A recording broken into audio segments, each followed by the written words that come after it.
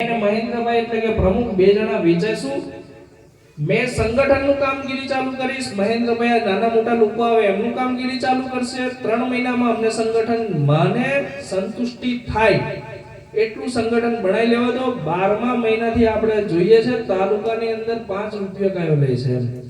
અમને ખાલી 3 મહિના આપી દો. એની પછી તમારી જોડે કોઈ 5 રૂપિયા લે, મામલતદાર મેં જાતિનો દાખલો કાઢવા કાતે કરવા 30 રૂપિયા લે, આપણે જોઈએ છે કયો લે છે. એમ માંગે ને શરત મારી દો, એમ નહીં માંગવા દઈએ. પણ એની માટે તમારા લોકોને બી અમને જરૂર પડશે.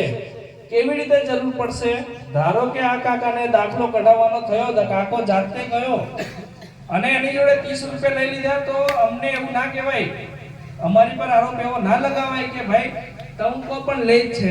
તમે અમારા થકી આવજો ને લઈને તો આપણે નામ બદલી નાખવાનું. આજે બી કેટલાક લોકો વિરોધ કરે અને વિરોધ થવો જોઈએ. મારી મમ્મીએ મને કીધેલું, મેં કીધું મમ્મી ઘાત દબરાયો, બધા અમુક વિરોધ કરે, આ બંધ કરી દો. મેં પહેલા મારી મમ્મી બી તેલી કે નહીં એ બધું નહીં પડવાનું આમ તેમ. હવે મારી મમ્મી કહે કે ના, તને સાહેબ ડોક્ટર સાહેબ આટલું સારું રાખે છે, આ છે તો તું જા. તો મેં મારી મમ્મીને કહું કે મમ્મી બધા વિરોધ ને બધા ઘણું બધું કરે અને અમુક ખોટું વગર કામનું બોલેલી. એમ તો મારી મમ્મીએ મને એક સલાહ આપેલી કે બેટા જે મેણા સાંભળે ને એ જ આગળ વધે. એમ અમે મેણા સાંભળ્યા 1 વર્ષથી સાંભળ્યા, આજે એટલા સાંભળીને એટલા આગળ વધેલા છે કે નેતાઓએ અમારી જોડે મદદ માંગવા આવી પડે સત્તા વગર. કેમ? કારણ કે અમારે સમાજના નાના મોટા કામ કરીએ તો આજે સમાજ અમારી જોડે આવીને ઊભો રહેતો થયો છે.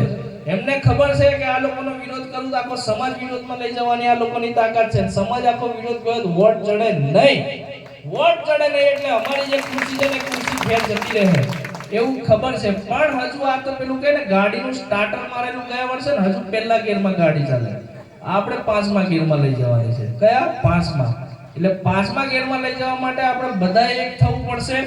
નાના મોટા વાદ વિવાદો તમારા ગામની અંદર હોય એ બધા વાદ વિવાદો ભૂલીને એક થજો.